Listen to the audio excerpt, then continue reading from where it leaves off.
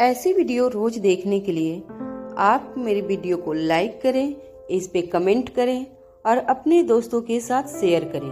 और हाँ, अगर आप इस चैनल पे नए हैं तो इसे सब्सक्राइब करना ना भूलें। इससे पहले कि आर्यन आगे कुछ कह पाता, अलेक्जेंडर ने अपनी आवाज ऊंची करते हुए आर्यन से कहा, मुझे अच्छी तरह से पता है कि मेरे लिए उन्होंने अपने हाथ पर चाकू का भार सहन किया है, मगर तुम अभी छोटे बच्चे हो। तुम शायद जानते नहीं कि इस तरह के कर्ज अगर इंसान के शरीर पर लग जाए तो उनकी मौत नहीं होती, उसे सी दिया जाता है, बिल्कुल किसी कपड़े की तरह। और कुछ ही दिनों में तो घाव भर भी जाते हैं, मगर कुछ घाव ऐसे होते हैं जिसे भरने के लिए बाजार में कोई भी दवाई नहीं मिलती। अलेक्जेंडर की बातों में काफी मैच्योरिटी नजर आ रही थी। अनिका को अब अलेक्जेंडर की बातों से घबराहट महसूस होने लगी थी। अनिका को कुछ समझ नहीं आ रहा था कि अलेक्जेंडर यह सारी बातें क्यों सोच रहा था। अलेक्जेंडर ने अनिका से कहा, इतनी आसानी से आपने माफ कर दिया उन दोनों नौकरों को। सिर्फ नौकरी से निकाल देने से उनकी सजा पूरी नहीं हो जाती। इस बार आर्यन ने भी अपनी आवाज ऊंची करते हुए अलेक्जेंडर से कहा, तुम अभी छोटे बच्चे हो, यह सारी बातें तुम कभी नहीं समझ पाओगे। क्या तुम जानते भी हो कि हमने उन्हें जो सजा सुनाई है वह उनके लिए कितनी बुरी सजा है। उस सोसाइटी में अलग अलग तरह के लोग रहते हैं। कुछ लोगों को पैसों की कमी नहीं होती तो कुछ लोगों के पास कुछ ही पैसे होते हैं जिससे वह जिंदगी आसानी से जी सके, मगर कुछ लोग ऐसे होते हैं जिन्हें जिंदगी जीने के लिए हर रोज कमाना पड़ता है। इन लोगों के लिए पैसों की अहमियत क्या है यह तुम कभी नहीं समझ पाओगे। मॉम ने उन दोनों को नौकरी से निकालकर उन्हें इतनी बड़ी सजा सुनाई है कि वह लोग जिंदगी भर याद रखेंगे। अलेक्जेंडर ने अच्छी तरह से समझ पा रहा था, मगर क्रिस्टोफर के साथ बचपन गुजारने के बाद अलेक्जेंडर के लिए पनिशमेंट के सिर्फ एक ही मायने थे कि जिसे पनिशमेंट देनी है उसके हाथ पैर तोड़ दिए जाए, उसके शरीर से खून बहना चाहिए, इतनी हड्डियां टूटनी चाहिए कि वह कई दिनों तक अस्पताल के बेड पर लेटा रहे। इस तरह की सजा ना कभी सुनी थी ना कभी देखी थी। अनिका आर्यन की समझदारी पहले भी देख चुकी थी। आर्यन और अलेक्जेंडर के बीच में दूरियां बढ़ने नहीं देना चाहती थी। इसलिए अनिका ने अलेक्जेंडर को समझाते हुए कहा, देखो बेटा, समझने की कोशिश करो। हम जिस सोसाइटी में रहते हैं वहाँ के कुछ नियम होते हैं, कुछ कानून होते हैं, हमें उसी कानून के दायरे में रहकर जीना होता है। यहाँ पर सब लोग एक बराबर हैं, कोई ना किसी से कमजोर है और ना कोई किसी से ताकतवर। घर के नौकर हमसे पैसे लेते हैं मगर बदले में हमारे लिए जी तोड़ मेहनत करते हैं। इसलिए आज से हम और घर के नौकर दोनों बराबर के हैं।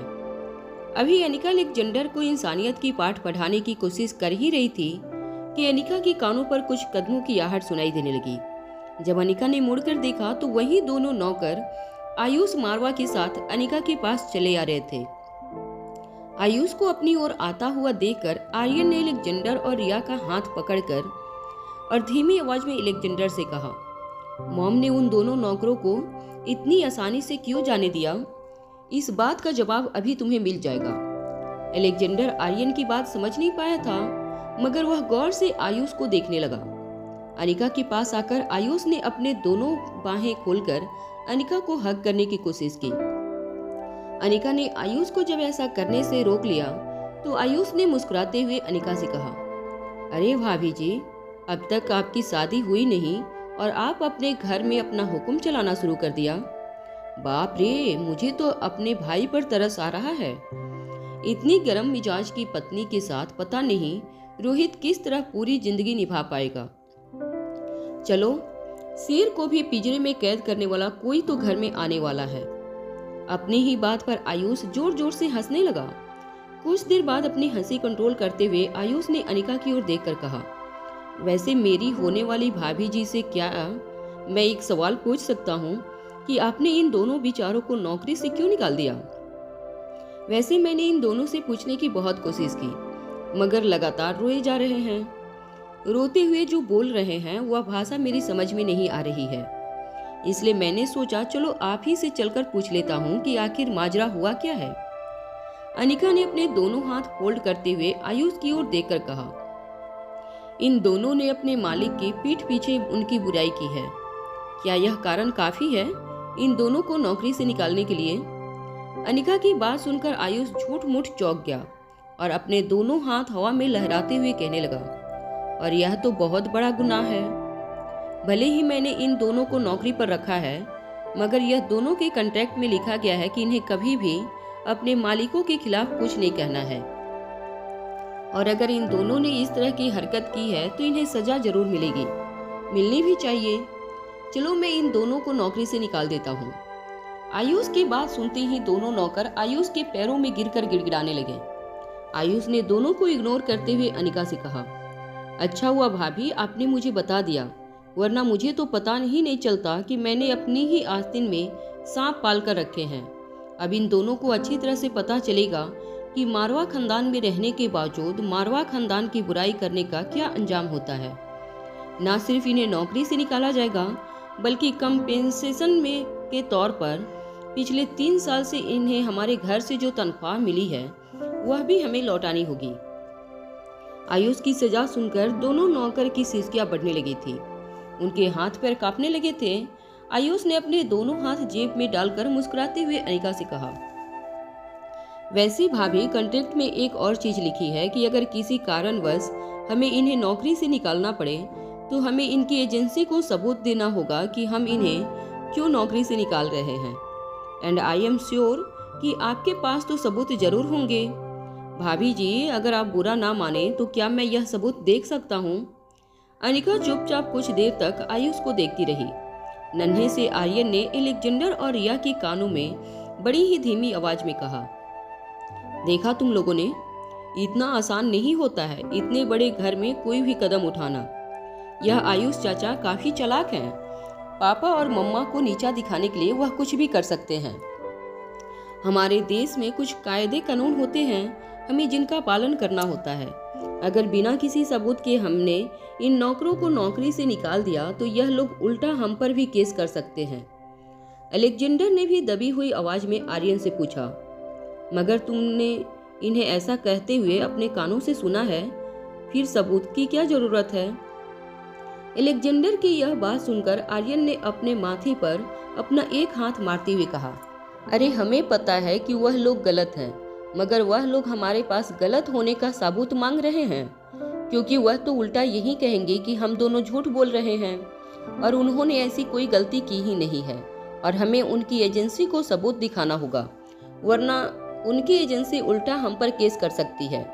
इसलिए तुमसे कह रहा था कि कोई भी कदम उठाने से पहले हमें यहाँ 100 बार सोचना पड़ता है। आयुष ने अपनी बात आगे बढ़ाते हुए अनिका से कहा, भाभी आप बस मुझे वह सबूत दे दीजिए, फिर देखिए मैं इन लोगों की क्या हालत करता हूँ। इन लोगों को ऐसा सबक सिखाऊंगा कि यह लोग जिंदगी भर याद रखेंगे। अनिका खामोश खड़ी आयुष की सारी बातें सुनती रही। अनिका को चुपचाप खड़ा देखकर आयुष के चेहरे पर फिर से मुस्कान आ गई। आयुष ने अनिका से कहा, भाभी अब जल्दी से मुझे सबूत दिखा दीजिए ताकि मैं इन दोनों को अच्छा सबक सिखा सकूं। अब यह मत कहना कि आपके पास कोई सबूत नहीं है। आप जितनी समझदार और पढ़ी लिखी लड़की इस देश के कायदे कानून तो अच्छी तरह से जानती हैं। अगर हमने बिना सबूत के इन लोगों पर किसी भी तरह की एक्शन लेने की कोशिश की तो यह लोग अपनी एजेंसी के साथ मिलकर उल्टा हमारे ऊपर ही मुकदमा कर सकते हैं। और आप तो जानती हैं कि मारवा खानदान पर मुकदमा करने का क्या मतलब है। इन लोगों की फ्री में पब्लिसिटी हो जाएगी और हमारे खानदान की इज्जत पर हमारे दुश्मनों को दाग लगाने का मौका मिल जाएगा। मुझे उम्मीद है कि आपने यह कदम उठाने से पहले जरूर इन सब चीजों के बारे में सोच लिया होगा। अनिका अच्छी तरह से जानती थी कि आयुष उसे एक जाल में फंसाने की कोशिश कर रहा था। जब आयुष ने देखा कि अनिका अपनी जगह पर चुपचाप खड़ी आयुष को देखे जा रही थी, तब आयुष ने झूठ मूठ घबराने का नाटक करते हुए कहा, भाभी अब यह मत कहिएगा कि आपके पास कोई सबूत नहीं है, वरना यह लोग पता नहीं हमारे साथ क्या करेंगे। आयुष की बातें सुनकर दोनों नौकरों को भी आयुष का इशारा समझ में आ गया था। दोनों नौकर अपनी जगह से खड़े होते हुए आयुष को कहने लगे, देखिए सर, हमने ऐसा कुछ भी नहीं किया है जिसकी आप हमें इतनी बड़ी सजा दे रहे हैं। हम तो गार्डन में खड़े आसपास कुछ बात कर रहे थे कि मैडम अचानक ही आकर हम पर चिल्लाने लगी और हम पर पता नहीं क्यों इस तरह का झूठा इल्जाम लगाने लगी, मगर हमने तो ऐसा कुछ कहा ही नहीं है। अगर आप लोगों ने सबूत नहीं दिखाए तो हम हमारी एजेंसी में आप लोगों की कंप्लेन कर देंगे। आप जानते हैं कि लेबर लॉ आज हमारे देश में कितने खड़े हैं। हम अपने आप साथ नाइंसाफी नहीं होने दे सकते।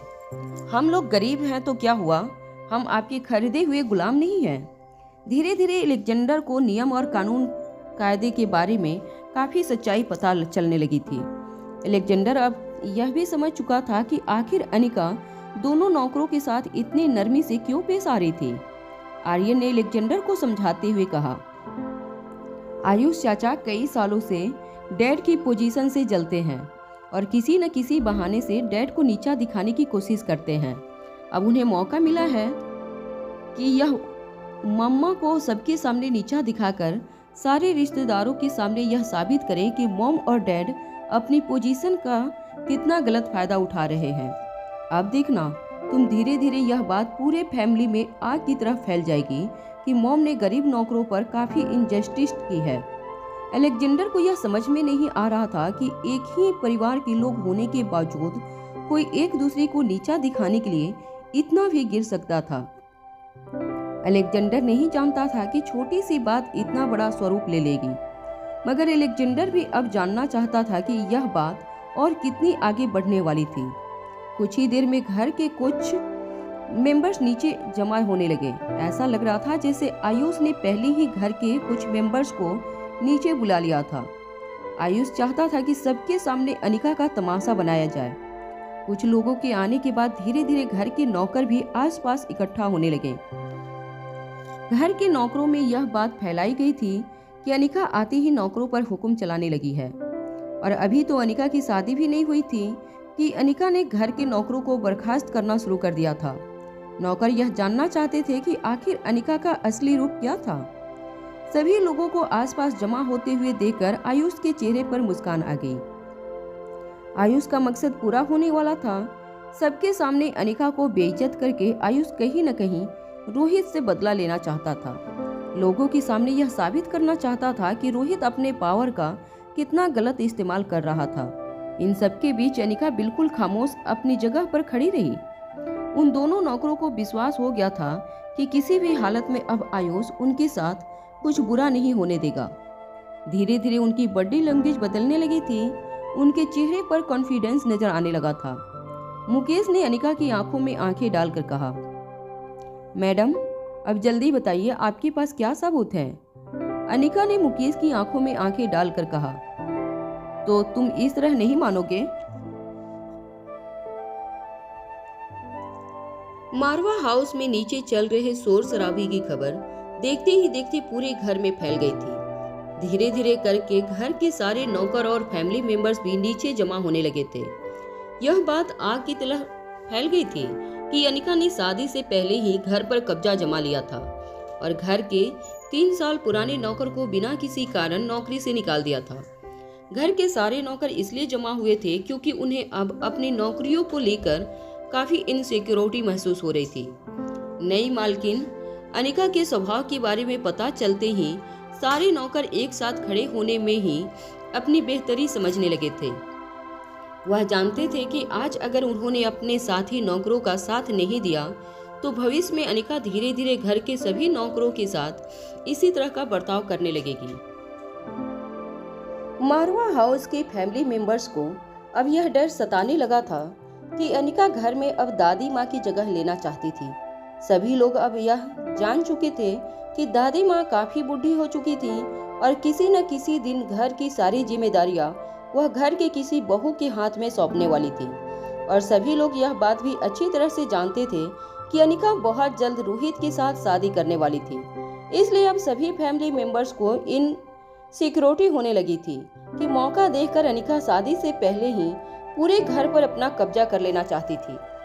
सभी लोग अब यह देखने के लिए इकट्ठा हुए थे कि आखिर किस तरह अनिका मारवा खानदान पर अपनी बादशाहत जमाने वाली थी। सभी लोग अनिका को रोकना चाहते थे, मगर किसी के पास अनिका को रोकने का कोई ठोस तरीका नहीं था। धीरे धीरे जब भंवर सिंह और मुकेश को यह अंदाजा हुआ कि घर के फैमिली मेंबर्स और बाकी नौकर भी उसका साथ देने के लिए इकट्ठा हुए थे तो उनका कॉन्फिडेंस बढ़ने लगा था। मुकेश ने अपनी आवाज में कॉन्फिडेंस बढ़ाते हुए अनिका की ओर देखकर कहा, देखिए मैडम, आप इस तरह से हमें डराने की कोशिश कर सकती थी।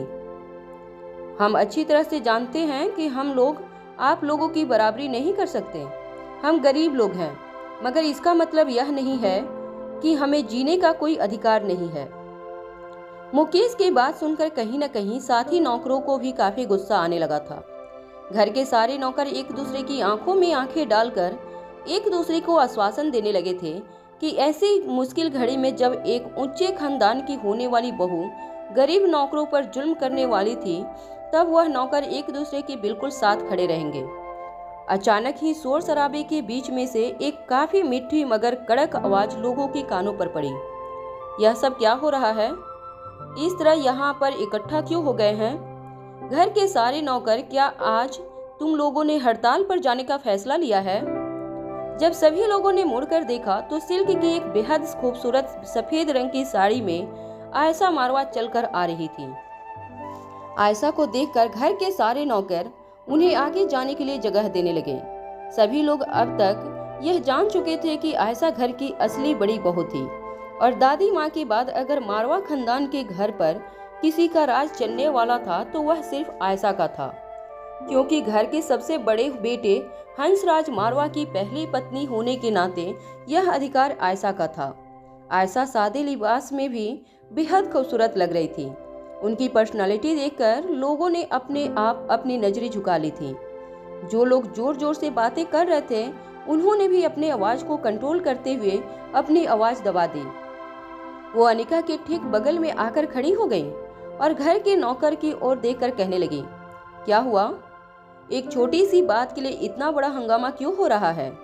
तभी एक नौकर ने हिम्मत करके धीमी आवाज में आयशा से कहा, मालकिन, छोटी मैडम हमारे साथियों के साथ बहुत बड़ा अन्याय कर रही हैं। बिना किसी कारण उन्हें नौकरी से निकाल रही हैं। अगर इसी तरह से चलता रहा तो फिर हमारा यह घर में काम करना बेहद मुश्किल हो जाएगा। दिन रात हमें सिर्फ यही डर सताता रहेगा कि कब छोटी मालकिन का मूड खराब हो जाएगा और वह बिना किसी बात के हमें हमारी नौकरी से निकाल देंगे। बाकी सब नौकर भी उस नौकर की बात में हामी भरते हुए हाँ में अपना सर हिलाने लगे। आयशा ने उन नौकरों को समझाते हुए कहा, देखो, मैं अच्छी तरह से जानती हूँ अनिका को, वो बिना किसी बात के ऐसा कदम कभी नहीं उठा सकती। अगर उन लोगों ने गलती की है तो उन्हें सजा जरूर मिलनी चाहिए। अगर गलती की सजा ना दी जाए तो आगे चलकर काफी बड़ी मुसीबत बन सकते हैं वह लोग, हमारे लिए और आपके लिए भी। जरा सोचिए, अगर एक ऐसी दुनिया बन जाए जिसमें अपराधियों को कोई डर ना हो तो फिर कानून इस दुनिया में रहने के लायक ही नहीं रहेगी। जैसे ही आयशा ने यह बात कही, भंवर सिंह ने अटकती हुई आवाज में उनसे कहा, और उसी कानून ने हमें भी कुछ मूलभूत अधिकार दिए हैं और उन अधिकारों को लेकर अब कानून ने भी कई बड़े नियम बनाए हैं। आप बिना किसी बात के हम लोगों के साथ इस तरह का जुल्म नहीं कर सकती। हम जरूर आवाज उठाएंगे। मुकेश और भंवर सिंह की आंखों में आयशा पहले ही बदमाशी पढ़ ली थी। आयशा ने बड़ी बाकी नौकरों की ओर मुड़कर कहा, देखो, यह मामला अनिका और इन दोनों के बीच की रहे तो अच्छा होगा और आप लोगों से मैं दरख्वास्त करती हूँ कि आप लोग प्लीज अपने अपने काम पर लग जाइए। इस तरह छोटी छोटी बातों पर इतना बड़ा हंगामा करना मारवा खानदान को शोभा नहीं देता। मारवा खानदान ने कभी भी अपने घर पर काम करने वाले नौकरों को अपना गुलाम नहीं समझा है। भले ही मैं सालों तक मारवा खानदान से दूर रही हूँ, मगर मैं इस घर के नियम और कानून अच्छी तरह से जानती हूँ और आगे भी मारवा खानदान के घर के नौकरों को उनके सारे अधिकार मिलते रहेंगे। इस बात की मैं गारंटी लेती हूँ।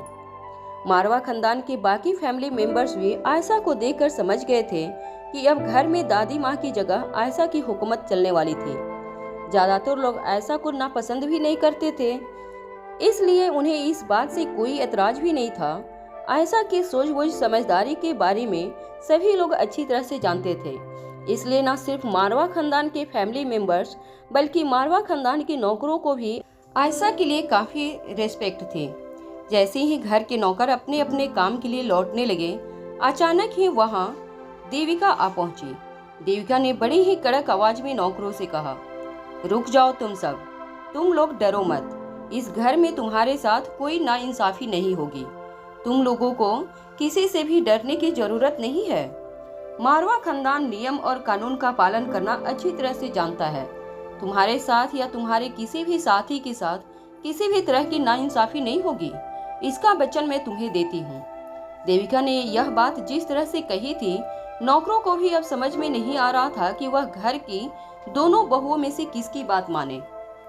एक हंसराज मारवा की पहली पत्नी होने के नाते और रोहित की मां होने के नाते मारवा खानदान पर अपना हक जमाने वाली थी, तो दूसरी हंसराज मारवा की मौजूदा पत्नी होने के नाते घर पर अपना राज चलाना चाहती थी।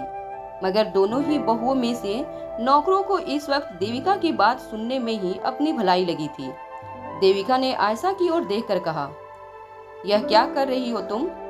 आयशा, इस तरह से अगर पेश आओगी और अपनी बहू की जिद पूरी करने के लिए घर के गरीब नौकरों पर जुल्म करने लगोगी, तो देखते ही देखते यह बात सब लोगों में फैल जाएगी।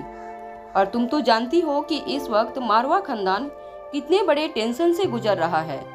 शेयर बाजार में कितनी बड़ी उथल पुथल हो गई है, यह तो तुम अच्छी तरह से जानती हो। अब अगर ऐसी बातें लोगों में फैलने लगी कि मारवा खानदान के लोग अब अपने पैसों की अकड़ अपने घर के नौकरों पर दिखाने लगे हैं, तो इन नौकरों की एजेंसी हमें छोड़ेगी नहीं। वो लोग हम पर किसी भी तरह का केस करके हमें बदनाम करने की कोशिश जरूर करेंगे। और अगर ऐसी चीजों से बदनामी शुरू हो जाए तो इसका सीधा असर बाजार की कंपनी में शेयर पर पड़ता है। इतना तो तुम अच्छी तरह से जानती होगी। भंवर सिंह और मुकेश ने पहले ही आसपास ऊंचे खानदान के काम कर रहे अपने साथी नौकरों को मैसेज करके यह बात बता दी थी कि मारवा खानदान में उनके साथ बहुत नाइंसाफी हो रही है।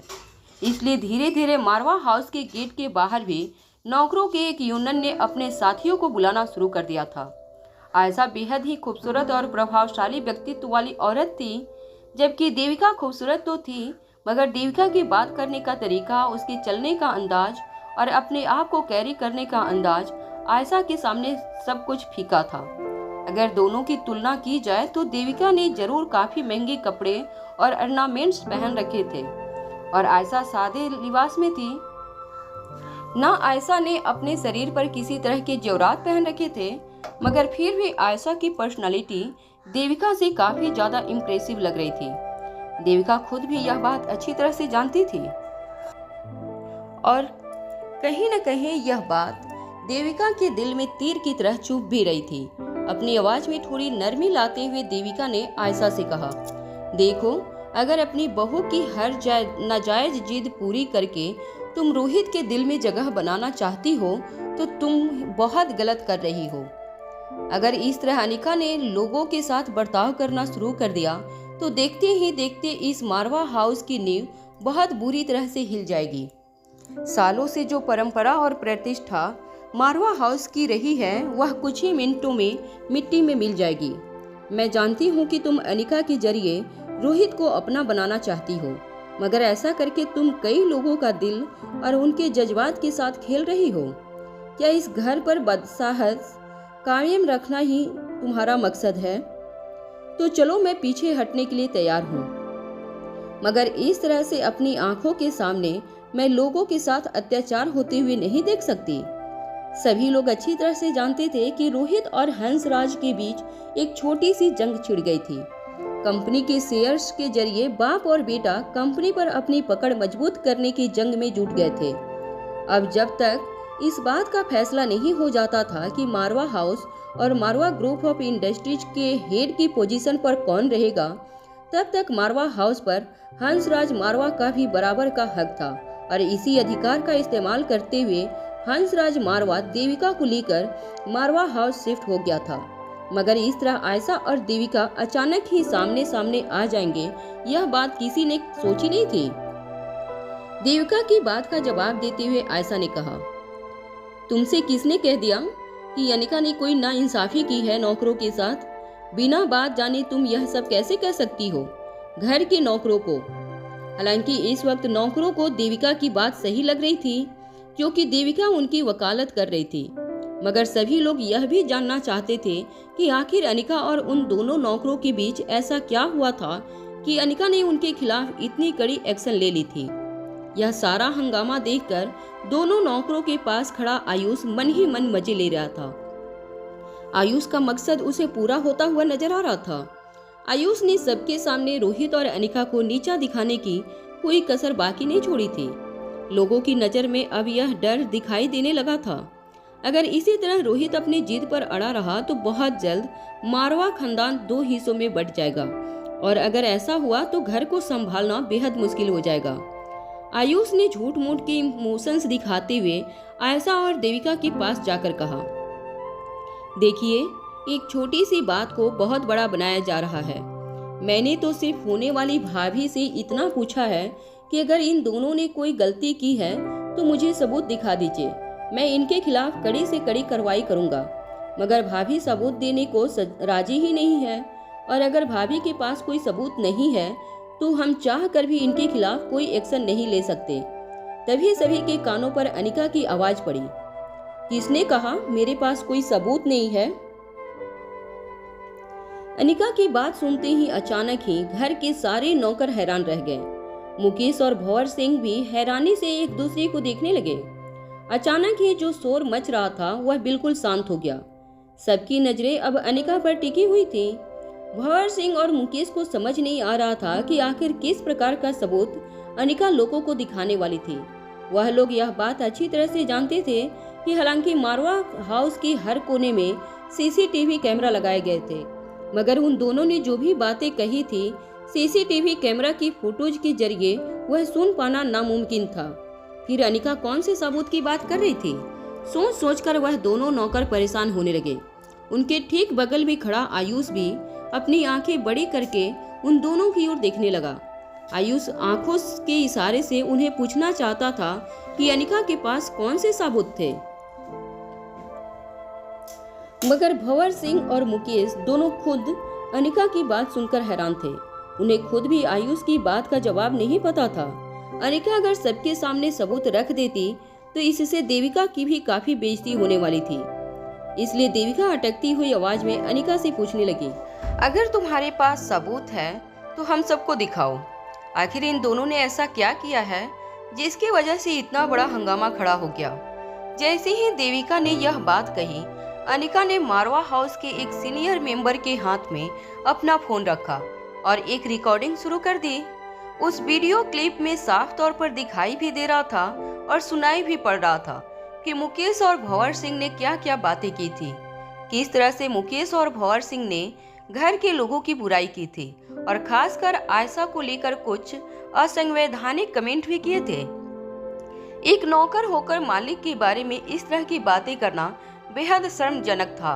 भंवर सिंह और मुकेश की बातें सुनकर घर के बाकी सारे नौकर काफी शर्मिंदा हो गए।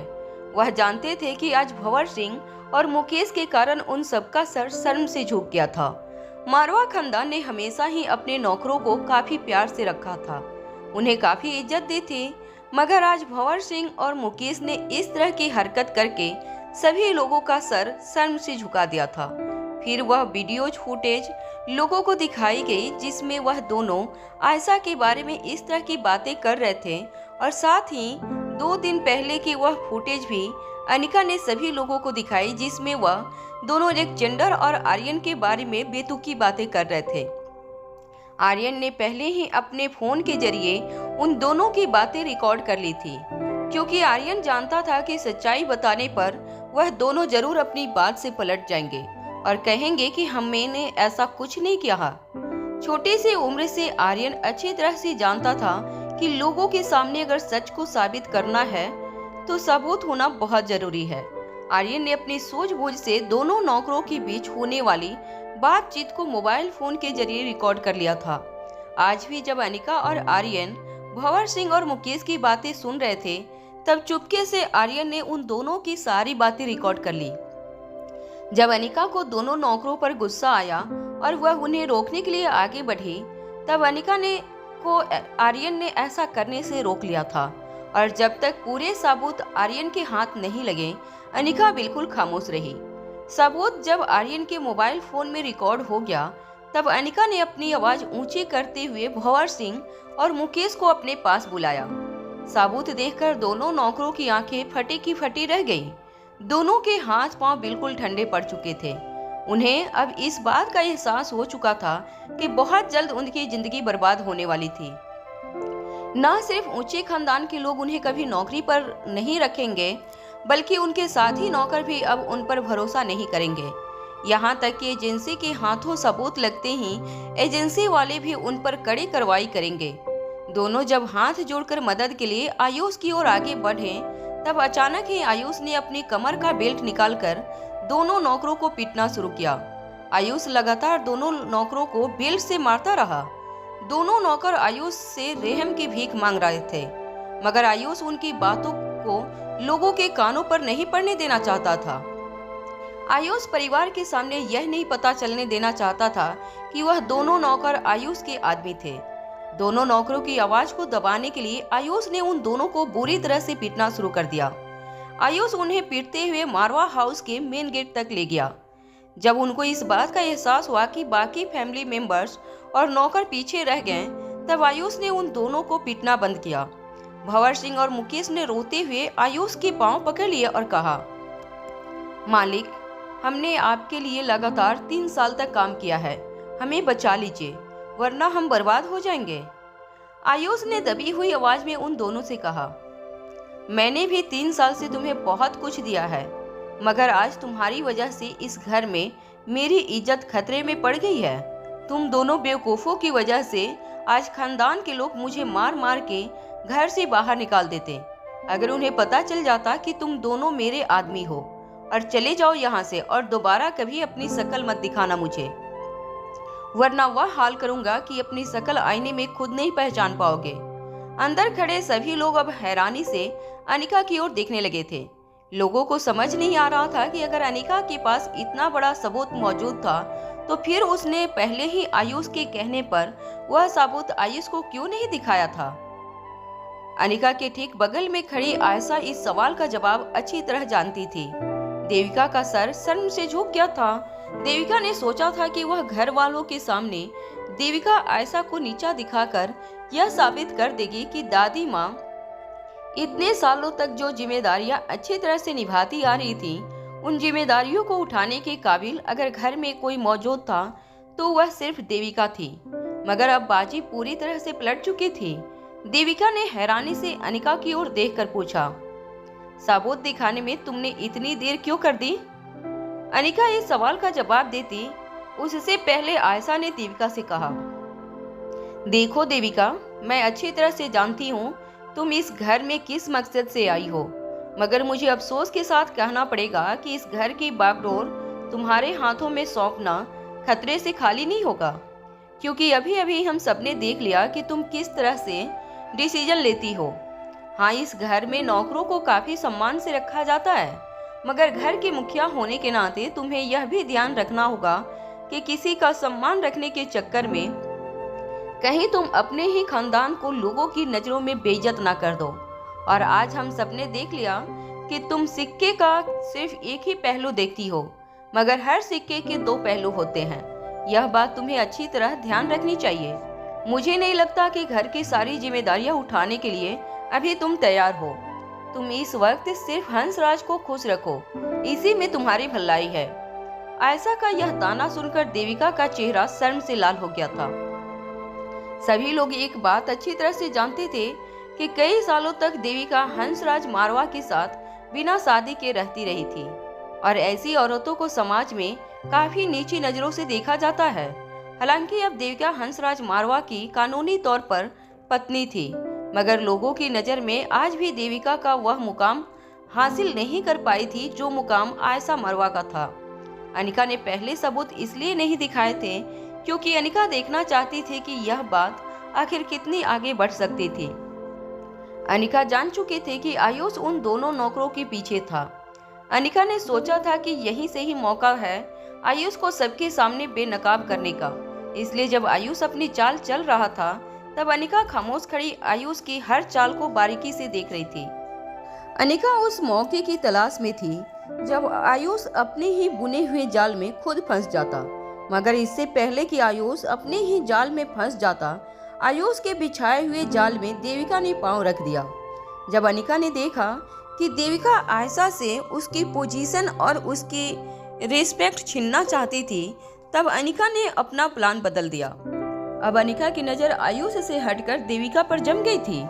अनिका अब जान चुकी थी कि देविका को सबक सिखाना जरूरी हो गया था, वरना देविका आयशा को मारवा हाउस में चैन से जीने नहीं देती। इसलिए जब अनिका पूरी तरह से कन्विंस हो गई कि देविका सबके सामने अपना सारा जहर उगल चुकी थी, तब अनिका ने अपना आखिरी वार किया। अब लोग समझ चुके थे कि आयशा ही वह औरत थी जो दादी माँ के बाद मारवा खानदान की बागडोर संभालने के काबिल थी।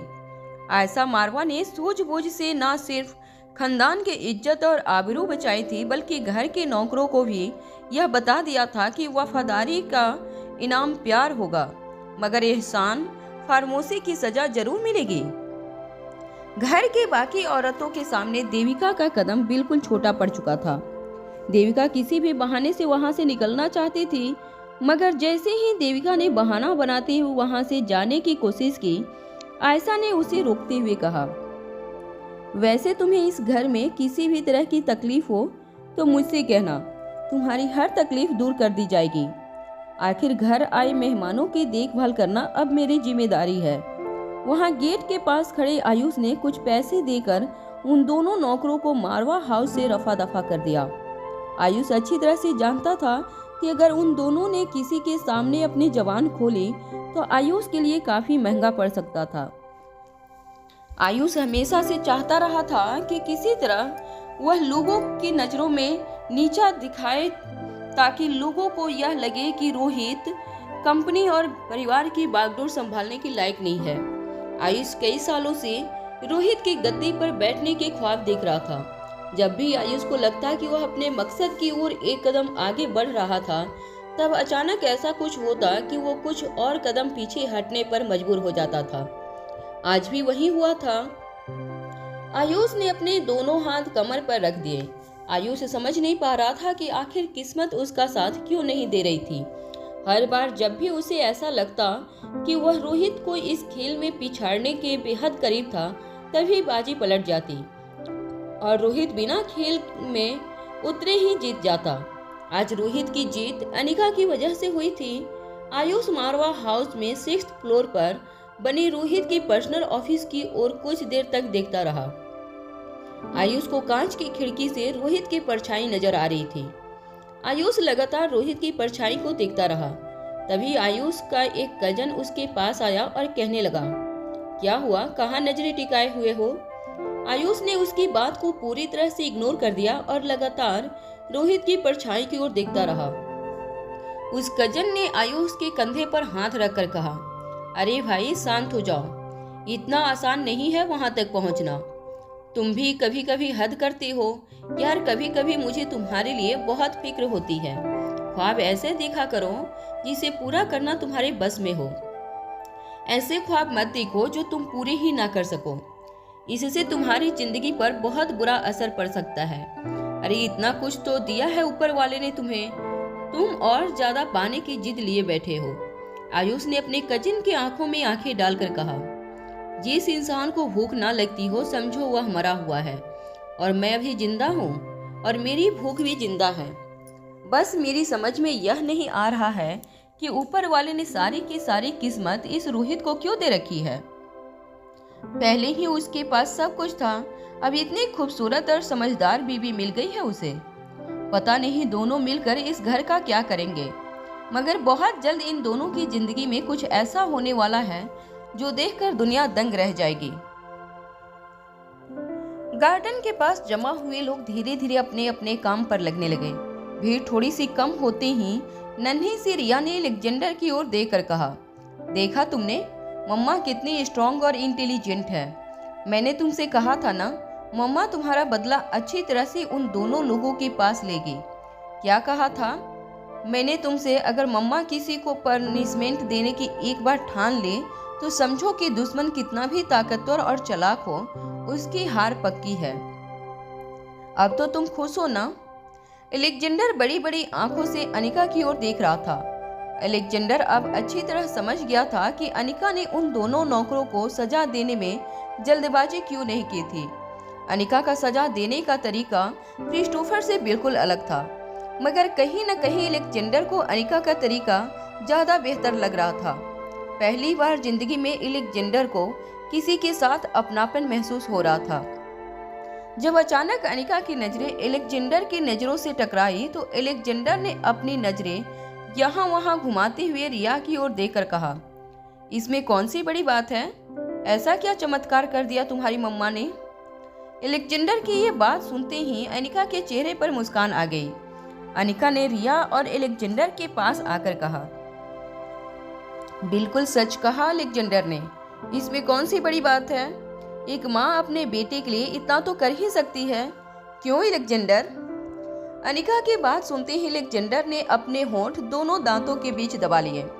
अलेक्जेंडर के कहने पर यह बिल्कुल मतलब नहीं था, मगर अनिका ने जिस तरह से अलेक्जेंडर को सवाल पूछा था, अलेक्जेंडर समझ नहीं पा रहा था कि वह क्या जवाब देता।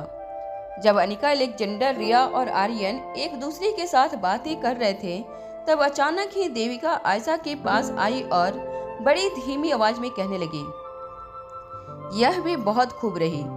हम लोगों से मुकाबला करने की हिम्मत नहीं थी तो तुमने अपने लिए एक और साथी मंगवा लिया। आयशा बड़ी हैरानी से देविका की ओर देखने लगी। आयशा को समझ नहीं आ रहा था कि आखिर देविका इतना कुछ होने के बावजूद अपनी जिद क्यों नहीं छोड़ रही थी। जब देविका ने देखा कि बाजी पूरी तरह से उसके हाथ से निकल चुकी थी, तो अब देविका मानो एक और नया चैलेंज लेकर आयशा के पास आ गई थी। इससे पहले कि आयशा देविका की इस बात का जवाब दे पाती, देविका ने अपनी बात आगे बढ़ाते हुए कहा, किस तरह की माँ हो तुम? अपने ही बेटे को उसके बाप के खिलाफ खड़ा कर दिया, फिर भी तुम्हारी भूख नहीं मिट रही है। तुम्हारे समाज में लोग रोहित के बारे में इस वक्त कैसी कैसी बात कर रहे हैं, यह तुम नहीं जानती, या शायद जानती भी हो तो तुम्हें इससे कोई फर्क नहीं पड़ता। लोग कह रहे हैं कि जहां बेटे को अपने बाप का सहारा बनना चाहिए था, वहां एक बेटा आज के ज़माने में ऐसा भी है जो अपने ही बाप के खिलाफ खड़ा हो गया है। दौलत और पावर के चक्कर में रोहित ने बाप बेटे के संबंध को भी ताक पर रख दिया है। मगर ऐसा अगर सच कहूँ तो इसमें रोहित की कोई गलती नहीं है। बाप और बेटे के बीच इस वक्त जो कुछ भी हुआ है और जो भी दीवारें खड़ी हुई हैं, उन सब की वजह तुम हो। तुम्हारी वजह से यह घर बहुत जल्द ही 2 हिस्सों में बंट जाएगा। घर की बहुएं तो घर की नींव मजबूत करती हैं, मगर तुम अपने ही बेटे के घर में दीवार खड़ी करना चाहती हो। आखिर क्या चाहती हो तुम? मारवा हाउस पर कब्जा करना चाहती हो या रोहित की जिंदगी पर? देविका की पूरी बात सुनने के बाद आयशा ने अपने चेहरे पर हल्की सी मुस्कान के साथ देविका को कहा, क्या हुआ तुम्हें? कोई साथी नहीं मिला इसलिए जलन हो रही है? मैंने तो सोचा था कि रोहित की दादी माँ इस जन्म में तुम्हारा साथ देगी। लगता है तुमने भी यही उम्मीद की थी, मगर कहीं न कहीं तुम्हें इस बाजी में हार से ज्यादा इस बात का दुख सता रहा है कि तुम्हारे साथ रोहित की दादी माँ इस वक्त खड़ी नहीं है। कहीं न कहीं देविका को भी यह लग रहा था कि जो जंग देविका ने आयशा के खिलाफ छेड़ी थी, उसमें कहीं न कहीं दादी माँ भी जरूर देविका का साथ देंगे। मारवा हाउस में कब कहाँ क्या हो रहा है, हर बात की खबर लीला दादी माँ तक जरूर पहुँचाती थी। और ऐसा हो ही नहीं सकता था कि अभी अभी मारवा हाउस में जो कुछ भी हुआ था, उन सारी बातों से दादी माँ बिल्कुल अनजान थी। देविका के साथ साथ घर के बाकी सदस्य भी काफ़ी हैरान हो गए थे यह देखकर कि घर में इतना बड़ा बवाल खड़ा हुआ था, मगर दादी माँ फिर भी नीचे नहीं आई थी। इसका मतलब साफ हो चुका था कि दादी माँ अब घर के झमेले में पड़ना नहीं चाहती थी। दादी माँ जानती थी कि अब घर की बागडोर धीरे धीरे आयशा मारवा अपने हाथों में ले लेगी, और इसीलिए दादी माँ ने घर में जो कुछ भी हुआ था उसे पूरी तरह से नज़रअंदाज कर दिया था। कहीं न कहीं अपने कमरे में बैठी दादी माँ ने भी जब यह सब कुछ सुना था, तब वह दोनों बहुओं के बीच पड़कर अपने सर पर परेशानी नहीं लेना चाहती थी। वह दोनों में से अब किसी के खिलाफ होकर किसी एक के साथ दुश्मनी नहीं मोल लेना चाहती थी। देविका के चेहरे पर अब परेशानी साफ नजर आने लगी थी। देविका इससे पहले कि आयशा की इस बात का कोई जवाब दे पाती, अनिका ने देविका के पास आते हुए देविका से कहा, क्या हुआ आंटी, अब आपको क्या हो गया? मैं देख रही हूँ जब से आप हमारे देश में आई हैं, किसी न किसी बहाने से मेरे होने वाली सास को परेशान करने की कोशिश कर रही हैं। कहीं ऐसा तो नहीं है कि आपको उनके रूप रंग और उनकी सुंदरता से जलन हो रही है? वैसे एक बात कहूँ, जब मैंने इन्हें पहली बार देखा था तब मुझे भी लगा था कि अगर कुदरत ने किसी औरत को सुंदरता दी है तो एक हम उम्र औरत होने के नाते शायद आपको इनसे जलन हो रही है। मगर क्या कर सकते हैं, कुदरत भी उन्हीं का साथ देती है जो कुदरत की रिस्पेक्ट करना जानते हैं। अनिका की बात देविका को तीर की तरह चुभी थी। खुद आयशा भी नहीं चाहती थी कि अनिका आयशा के लिए देविका के साथ अपने संबंध बिगाड़ती रहे। आयशा जानती थी कि देविका कितनी खतरनाक औरत थी और आयशा अनिका को इन सब बातों से दूर ही रखना चाहती थी। मगर इससे पहले कि आयशा अनिका को रोक पाती, अनिका ने अपनी बात पूरी कर ली थी। अनिका की बात पूरी होते ही देविका ने आयशा की ओर देखकर कहा, बहुत खूब, तुम दोनों को लग रहा है कि तुम दोनों के पास रोहित का साथ है, इसलिए तुम मेरे साथ जो चाहे कर सकती हो।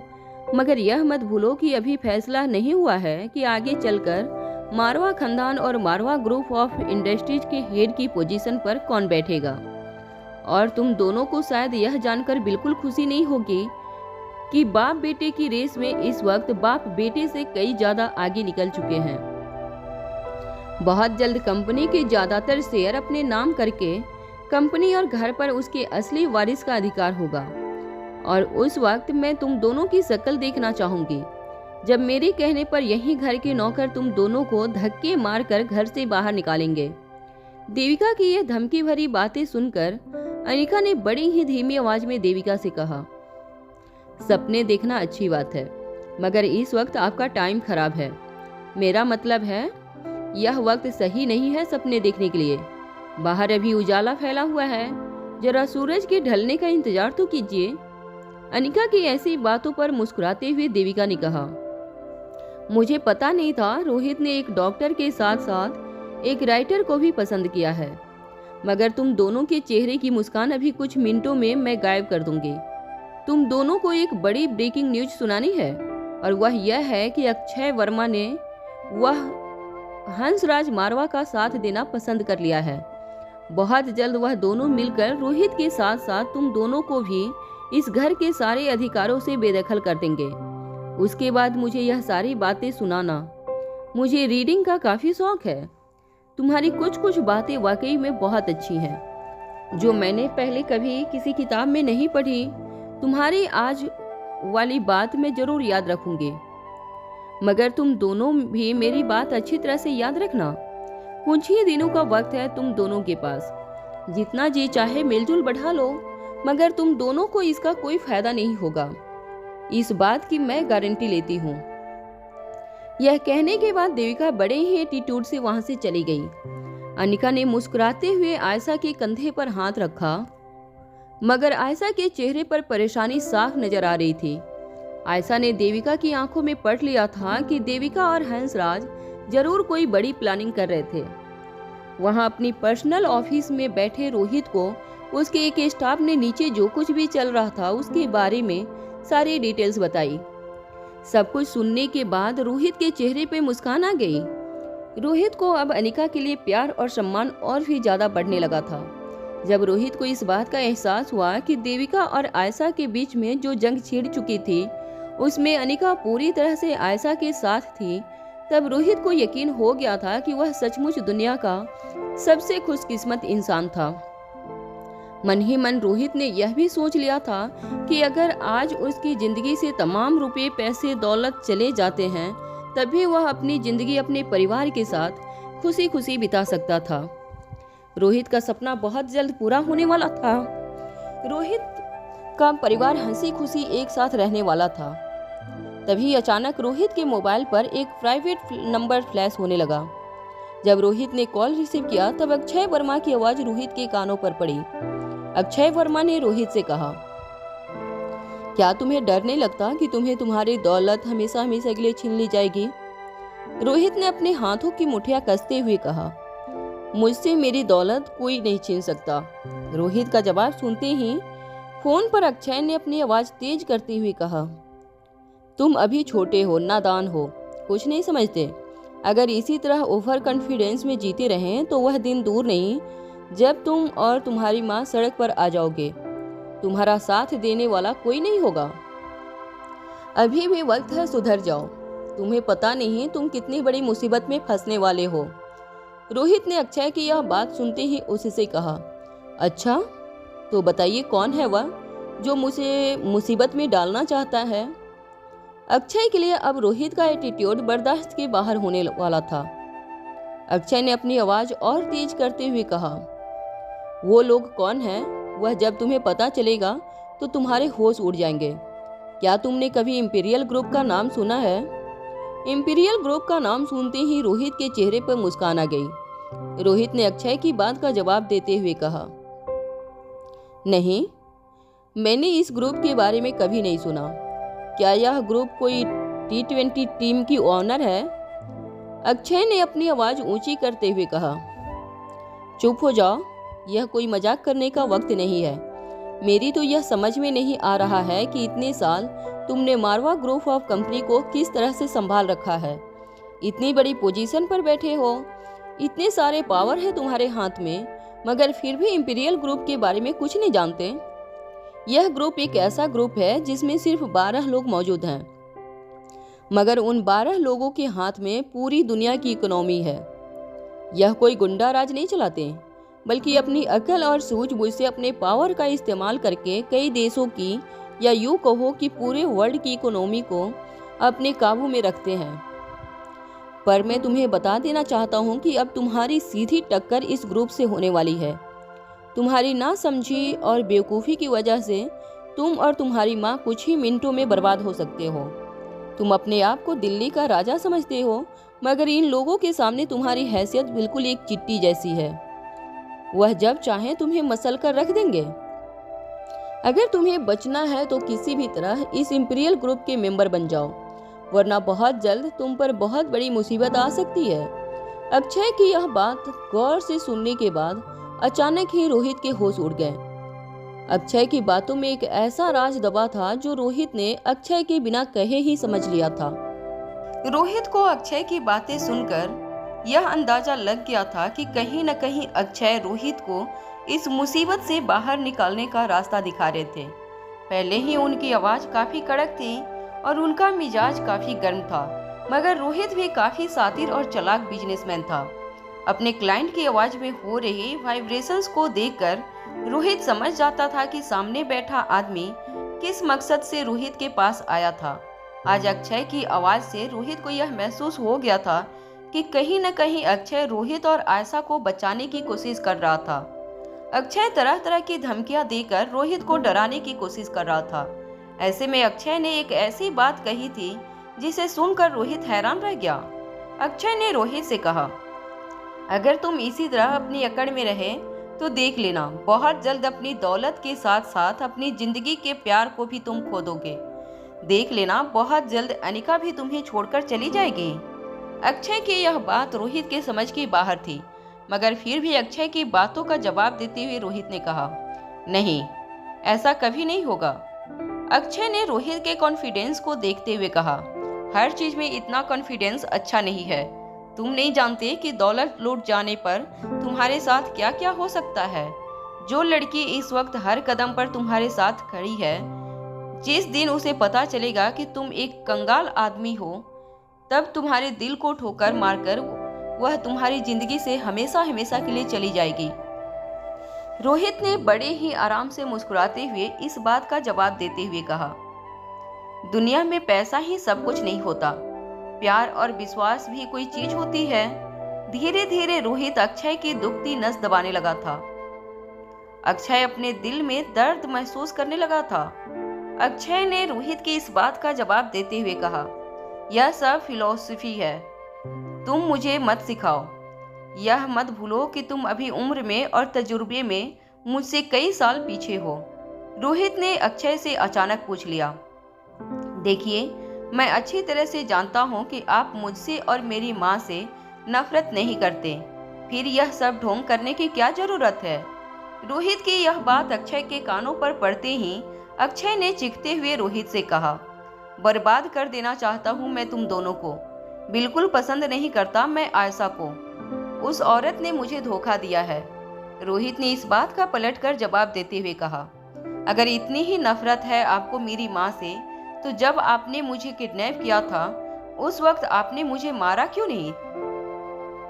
आपके पास पावर है, पैसा है, आपके लिए तो यह काम बहुत आसान हो सकता था। जिस औरत ने आपको धोखा दिया है, आपकी जिंदगी बर्बाद करके रख दी, उसका इकलौता बेटा जब आपके हाथ लगा तब आपने उसे जिंदा क्यों छोड़ दिया? मुझे मारकर आप उस इंसान को जिंदगी की सबसे बड़ी सजा दे सकते थे जिससे आप इतनी नफरत करते हैं। मगर जानते हैं आपने ऐसा क्यों नहीं किया? क्योंकि आप चाहे अपनी जबान से कितना भी कह दो कि आप मेरी माँ से नफरत करते हैं, मगर दिल में आप अभी भी उनसे उतना ही प्यार करते हैं जितना कॉलेज के जमाने में किया करते थे। रोहित की यह बात सुनकर अचानक ही फोन पर लंबी खामोशी छा गई। कुछ देर तक अक्षय बिल्कुल खामोश रहे। रोहित ने अपनी बात आगे बढ़ाते हुए कहा, मैं भी एक इंसान हूँ, अच्छी तरह समझ सकता हूँ कि आपके दिल पर क्या गुजरी होगी उस वक्त जब अचानक ही आपको यह पता चला होगा कि जिस इंसान से आपको इतना प्यार किया वह किसी और की हो गई। आपके दिल में इस बात का गम जरूर था, मगर आप अपने दिल से कभी भी उस मोहब्बत को मिटा नहीं पाए जो आपके लिए अब जीने की वजह बन चुकी थी। आप चाहे तो वो एक अकेली औरत को मारकर अपना बदला पूरा कर सकते थे। आप जानते थे कि आयशा मारवा परिवार से दूर अकेले ही अपनी जिंदगी गुजार रही थी। ना कोई सिक्योरिटी का खतरा था और आपके पास भी पावर की कोई कमी नहीं थी। मगर फिर भी आपने इतने सालों में कभी भी उन पर जानलेवा हमला करने की कोशिश नहीं की, क्योंकि मैं जानता हूँ आपका इरादा उन्हें नुकसान पहुँचाना था ही नहीं। अपने बेटे से अलग करके आपने उन्हें यह एहसास दिलाने की कोशिश की कि अपने प्यार से दूर रहने का मतलब क्या होता है, मगर फिर भी कहीं न कहीं आप हमेशा ही उनकी सेफ्टी और सिक्योरिटी के बारे में सोचते रहे। और आज भी आपके दिल में कोई बदलाव नहीं आया। जब आपको पता चला कि आप बेटे की जंग में बेटा हार सकता है, तो आपको सबसे पहले यह ख्याल आया, अगर मैं हार गया तो आयशा का क्या होगा? रोहित की हर बात में कड़वी सच्चाई छुपी थी। अक्षय वर्मा के पास रोहित की बातों का कोई जवाब नहीं था। कुछ देर बाद अपनी चुप्पी तोड़ते हुए अक्षय ने कहा, तुम्हारी माँ ने मेरे साथ जो किया उसके बाद वह यह सब कुछ डिजर्व नहीं करती है। मेरे पास पैसा नहीं था इसलिए उसने मुझे छोड़ दिया, और अगर कुछ दिनों में तुमने अपने आप को बचाने के लिए कदम नहीं उठाए तो तुम्हारे साथ भी वही होगा जो 25 साल पहले मेरे साथ हुआ था। अनिका भी जरूर तुम्हें छोड़कर चली जाएगी। रोहित ने इस बात का जवाब देते हुए कहा, नहीं, अनिका मुझे कभी छोड़कर नहीं जाएगी। मेरी माँ ने भी आपको खुशी खुशी नहीं छोड़ा था। जरा समझने की कोशिश कीजिए। मेरी माँ ने जो कुछ भी किया वह अपने परिवार और अपनी मरती हुई माँ को बचाने के लिए किया था। मेरी माँ के पास और कोई चॉइस नहीं थी और अपने उनकी जिंदगी के साथ एक ऐसे झूठ को जोड़ दिया था जिसे निभा पाना उनके बस में नहीं था। इसमें सारी गलती आपकी है। आपके अपने कॉलेज के दिनों में अपनी पहचान छुपा कर रखी। जरा सोचिए, यह पता होने के बावजूद कि आप गरीब खानदान से हैं, मेरी माँ ने आपको चुना था। अगर उससे पैसों की लालच होती तो क्या वह उन दिनों आपको चुनती? अक्षय के पास इस बात का कोई जवाब नहीं था। रोहित ने अपनी बात आगे बढ़ाते हुए कहा, जब उनके परिवार पर मुसीबत आई तब भी आप चुप रहे। मेरी माँ नहीं जानती थी कि आप इतने पावरफुल और पैसे वाले हैं। उस वक्त मेरी माँ के पास अपने परिवार और अपनी मरती हुई माँ को बचाने के लिए सिर्फ एक ही रास्ता था कि वो अपने प्यार का गला घोटकर हंसराज मारवा के साथ शादी कर ले। जब उन्होंने अपने दिल पर पत्थर रखकर यह फैसला लिया था, तब क्या आपने उनको अपनी सच्चाई बताई? अगर आपने उस वक्त उन्हें सच्चाई बताई होती तो क्या उन्होंने आपको छोड़ा होता? आप दोनों ने एक दूसरे से प्यार किया था, मगर आपने अपने ही प्यार को बार बार अग्नि परीक्षा से गुजरने के लिए अपनी असलियत छुपाए रखे। धोखेबाज तो आप हैं जो बार बार अपने प्यार को परीक्षा के तराजू पे तौलते रहे। एक बार आपने उन्हें असलियत बताने की कोशिश की होती तो शायद आप आज एक अलग जिंदगी जी रहे होते।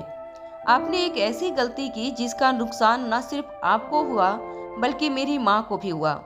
रोहित अब तक अच्छी तरह जान चुका था कि अक्षय को हमेशा से आयशा की चिंता रही थी। उन दिनों भी हंसराज ने अक्षय के डर से कभी भी आयशा को अपनाने की कोशिश नहीं की। हमेशा के लिए हंसराज ने आयशा को अपने आप से दूर कर दिया। मारवा परिवार को बचाने के लिए हंसराज ने अपनी पत्नी की आहुति दे दी। कहीं न कहीं इस बात से अक्षय का गुस्सा और भी ज्यादा बढ़ गया था। अक्षय को अब यह एहसास हो गया था कि हंसराज आयशा के प्यार के काबिल नहीं थे और उसके बाद अक्षय को आयशा के फैसले पर और भी ज्यादा गुस्सा बढ़ने लगा। अक्षय को यह लगने लगा था कि हंसराज जैसे इंसान के लिए आयशा ने उसे छोड़ा था। अक्षय यह बर्दाश्त नहीं कर सका था। अक्षय ने आयशा से सच्चा प्यार किया था और यह कहा जाता है कि अगर तुम्हारा प्यार सच्चा है तो तुम्हारी खुशी अपने प्यार की खुशी में होती है। अक्षय यह जान चुका था कि आयशा हंसराज के साथ शादी करके पछतावे की जिंदगी जी रही थी, जिसे देखकर अक्षय को आयशा के फैसले पर और भी ज्यादा नफरत होने लगी थी। आयशा के फैसले पर हो रही नफरत कभी भी अक्षय के दिल में आयशा के लिए नफरत नहीं पैदा कर पाई, वरना इतना पावरफुल आदमी जब चाहे आयशा को खत्म करके अपना बदला पूरा कर सकता था, मगर उसने कभी ऐसा नहीं किया। रोहित समझ चुका था कि उसने जो कुछ भी सोचा था वह सब सही था। अक्षय की खामोशी ने रोहित को सब कुछ सच सच बता दिया था। कुछ देर बाद बड़ी धीमी आवाज में अक्षय ने रोहित से कहा, अगर वह चाहती तो उस वक्त मेरा साथ दे सकती थी, मगर उसने मुझ में और हंसराज को सिर्फ इसलिए चुना क्योंकि उसे पैसों की लालच थी। रोहित ने बड़े ही आराम से अक्षय को समझाते हुए कहा, उन्होंने अपने प्यार में और अपने परिवार और अपनी मरती हुई माँ की जिंदगी चुनी। अगर वह ऐसा नहीं करती तो शायद आप उसे अपने प्यार के लायक भी नहीं समझते। रोहित की बात में इतनी सच्चाई थी कि खुद अक्षय को यह महसूस हुआ कि इतने साल जो अक्षय ने आयशा के बारे में सोच सोच कर गुजारे थे वह सब कुछ गलत था। वह सिर्फ एक झूठ था जिस अक्षय ने अपने मन से पैदा किया था, मगर अक्षय भी अपने फैसले से इतना जल्दी फिसलने वाला नहीं था। अपने फैसले की दलील पेश करते हुए अक्षय ने रोहित से कहा, तुम्हारी माँ ने जो मेरे साथ किया, अगर तुम मेरी जगह होते तो क्या करते? रोहित ने बड़ी शांति से इस बात का जवाब देते हुए कहा, पहली बात तो अगर मैं आपकी जगह होता तो बार बार अपने प्यार को इस तरह अग्नि परीक्षा में नहीं रखता।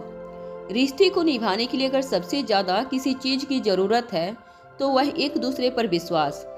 आपने कभी अपने प्यार पर विश्वास ही नहीं किया था। दरअसल जितना कमजोर हंसराज का प्यार था उतना ही कमजोर आपका भी प्यार था। एक तरफ एक ऐसा इंसान था जो अपने परिवार की इज्जत और आबरू बचाने के लिए अपनी पत्नी की आहुति देना चाहता था, तो दूसरी तरफ एक ऐसा आशिक था जो लगातार 3 साल तक अपने प्यार की परीक्षा लेता रहा और अपनी जिंदगी की सच्चाई से उसे हमेशा अंधेरे में रखा। आप इस वक्त जो भी भुगत रहे हैं उसके जिम्मेदार सिर्फ आप हैं। प्यार में धोखा हुआ है यह समझकर दरअसल आप अपनी ही नजरों में अपने आप को गुनहगार साबित होने से रुकना चाहते हैं, क्योंकि कहीं न कहीं आप खुद भी यह बात अच्छी तरह जानते हैं कि आपके टूटे हुए रिश्ते के लिए सिर्फ और सिर्फ आप जिम्मेदार हैं। अक्षय के लिए अब रोहित की बातें सुन पाना काफी मुश्किल हो गया था, इसलिए रोहित को आगे बोलने से रोकते हुए अक्षय ने कहा, ठीक है, जो कुछ भी मेरे साथ हुआ वह बहुत जल्द तुम्हारे साथ भी होने वाला है। जब तुम्हारे साथ यह सब कुछ हो जाएगा तब मुझे बताना कि क्या सोच है तुम्हारी इस टूटे हुए प्यार को लेकर। रोहित ने इस बात का जवाब देते हुए कहा, अनिका हमेशा मेरे साथ खड़ी रहेगी। मैं यह बात अच्छी तरह जानता हूँ। मैंने कभी भी अपने प्यार को अग्नि परीक्षा में रखकर उसे परखने की कोशिश नहीं की है। हम दोनों एक दूसरे पर विश्वास है और उसी विश्वास पर हमारा प्यार कायम है और आगे भी कायम रहेगा। रोहित की इस बात पर अक्षय जोर से हंसने लगा। अक्षय ने रोहित से कहा, ठीक है, अगर तुम्हें इतना ही यकीन है अपने प्यार पर तो चलो मेरे साथ एक छोटी सी शर्त लगा लो। बहुत जल्द तुम्हें पता चल जाएगा कि असली प्यार के मायने क्या होते हैं। इस वक्त अनिका और उसके घर वाले तुम्हें पूरी तरह से सपोर्ट कर रहे हैं, मगर क्या आगे भी ऐसा ही होता रहेगा इसकी गारंटी ले सकते हो? अगर तुम्हारा जवाब हाँ है तो फिर चलो मुझे एक शर्त लगाओ। अक्षय की बात सुनकर रोहित हैरान रह गया। रोहित ने अक्षय से पूछा, बताइए क्या शर्त है आपकी?